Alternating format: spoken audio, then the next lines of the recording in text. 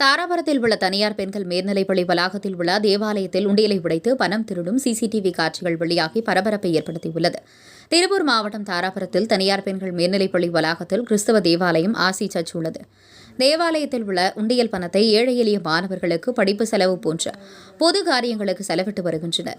இந்நிலையில் தேவாலயத்தில் நுழைந்த மர்ம நபர் தேவாலயத்தில் வழிபாடு செய்துவிட்டு உண்டியலை உடைத்து அதிலிருந்து பணத்தை திருடி செல்லும் காட்சிகள் அங்குள்ள சிசிடிவியில் பதிவாகியுள்ளது. உண்டியல் உடைத்து கிடப்பதை பார்த்து அதிர்ச்சியடைந்த அப்பகுதி பொதுமக்கள் போலீசாருக்கு தகவல் தெரிவித்தனர். சம்பவ இடத்துக்கு வந்த போலீசார் திருட்டில் ஈடுபட்ட நபரை சிசிடிவி காட்சியின் அடிப்படையில் தேடி வருகின்றனர். பட்டப்பகலில் நடந்த இந்த திருட்டு சம்பவத்தால் அந்த பகுதியில் பரபரப்பு ஏற்பட்டது. தொடர்ந்து இதுபோன்ற திருட்டு சம்பவங்கள் தாராபுரம் சுற்றுவட்டார பகுதியில் நடந்து வருவதால் போலீசார் ரோந்து பணிகளை தீவிரப்படுத்த வேண்டும் என பொதுமக்கள் கோரிக்கை விடுத்தனர்.